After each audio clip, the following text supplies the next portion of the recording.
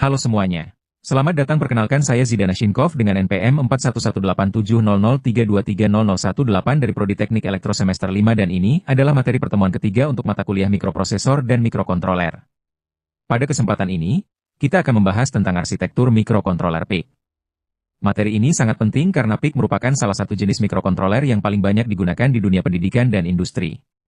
Melalui pembahasan ini, kita akan mempelajari karakteristik mikrokontroler PIC, mengenal berbagai keluarganya beserta arsitektur internal yang dimiliki, serta memahami konfigurasi pin dan minimum sistem pada tipe PIC 16F877A. PIC sendiri merupakan singkatan dari Peripheral Interface Controller, yaitu sebuah mikrokontroler yang dikembangkan oleh perusahaan Microchip Technology. Mikrokontroler ini dirancang untuk mengendalikan berbagai sistem elektronik secara otomatis dan efisien. Dengan memahami arsitektur dasar PIC, kita akan lebih mudah memahami cara kerja sistem tertanam dan bagaimana program dapat diimplementasikan pada perangkat keras secara langsung. Pertama, karakteristik mikrokontroler PIC. Mikrokontroler PIC memiliki karakteristik yang membuatnya menonjol dibandingkan jenis mikrokontroler lain. Salah satu keunggulannya adalah penggunaan arsitektur RISC atau Reduced Instruction Set Computer, di mana setiap instruksi hanya membutuhkan satu siklus clock untuk dieksekusi. Hal ini membuat kinerja mikrokontroler menjadi cepat dan efisien dalam memproses data. PIC juga dilengkapi dengan berbagai fitur penting seperti Analog to Digital Converter atau ADC, timer, interrupt, serta port input-output baik digital maupun analog. Selain itu, mikrokontroler ini mendukung berbagai jenis komunikasi serial seperti UART, SPI, dan I2C yang memungkinkan PIC berinteraksi dengan sensor maupun perangkat lain. Kelebihan lain dari PIC adalah konsumsi dayanya yang rendah, ukuran chip yang kecil. Kedua, keluarga mikrokontroler PIC. Mikrokontroler PIC terdiri dari beberapa keluarga yang dikelompokkan berdasarkan kemampuan dan jumlah fiturnya. Keluarga pertama adalah PIC 10 dan PIC 12, yaitu seri dengan jumlah pin sedikit dan digunakan untuk aplikasi sederhana seperti sistem kontrol kecil. Selanjutnya ada seri PIC 16, yang termasuk kategori menengah dan paling populer di kalangan mahasiswa serta pengembang karena fitur yang cukup lengkap dengan harga yang terjangkau. Kemudian ada seri PIC 18, yang merupakan keluarga tingkat lanjut dengan kemampuan pemrosesan lebih cepat, kapasitas memori lebih besar, serta dukungan terhadap instruksi yang lebih kompleks. PIC 18 juga mendukung fitur-fitur tambahan seperti mode hemat daya dan sistem komunikasi yang lebih canggih. Pemilihan keluarga PIC biasanya disesuaikan dengan kebutuhan aplikasi. Untuk proyek sederhana seperti sensor otomatis, seri PIC 12 atau PIC 16 sudah cukup. Sedangkan untuk sistem yang membutuhkan kecepatan tinggi dan komunikasi yang kompleks, seri PIC 18 akan lebih cocok digunakan. Ketiga, arsitektur internal mikrokontroler PIC. PIC menggunakan arsitektur Harvard, yaitu sistem di mana memori program dan memori data dipisahkan. Dengan cara ini, CPU dapat mengambil instruksi dari memori program dan data dari memori data secara bersamaan.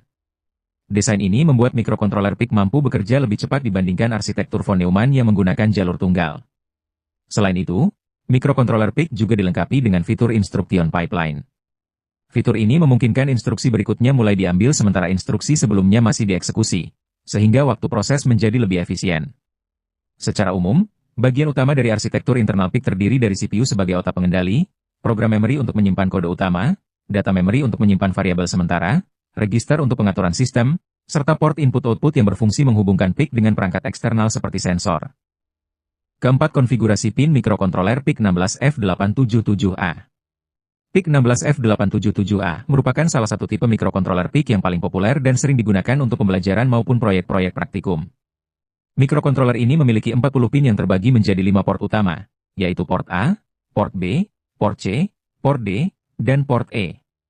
Setiap port memiliki fungsi ganda, artinya bisa digunakan sebagai input atau output tergantung pada konfigurasi yang ditetapkan dalam program. Port A dapat digunakan sebagai input analog untuk ADC, port C digunakan untuk komunikasi serial seperti UART dan SPI, sementara port D sering dimanfaatkan untuk mengendalikan tampilan LCD atau perangkat keluaran lainnya. Selain itu, beberapa pin juga memiliki fungsi khusus seperti pin MCLR untuk reset, pin VDD dan VSS untuk sumber daya, serta pin osilator untuk menghubungkan kristal eksternal sebagai sumber clock. Dengan konfigurasi ini, PIC 16F877A sangat fleksibel untuk digunakan di berbagai sistem tertanam. Kelima, minimum sistem PIC 16F877A. Untuk menjalankan mikrokontroler PIC 16F877A dengan baik, diperlukan rangkaian minimum sistem yang terdiri dari beberapa komponen utama. Pertama adalah mikrokontroler PIC 16F877A itu sendiri sebagai pusat pengendali. Kedua adalah sumber tegangan DC sebesar 5 volt yang stabil untuk memberikan daya. Ketiga adalah kristal osilator eksternal dengan nilai antara 4 hingga 20 MHz, beserta 2 kapasitor untuk menjaga kestabilan clock. Selain itu, digunakan juga resistor dan tombol reset yang terhubung ke pin MCLR agar sistem bisa diatur ulang saat dibutuhkan. Dengan minimum sistem ini, mikrokontroler sudah dapat bekerja dengan baik dan siap diprogram menggunakan perangkat lunak seperti Emplap IDE atau bahasa C. Baik, mungkin itu saja melalui pemahaman tentang karakteristik, arsitektur internal, serta konfigurasi pin dan sistem minimum ini, diharapkan kita dapat mengenal lebih dalam bagaimana mikrokontroler PIC bekerja. Terima kasih telah menonton.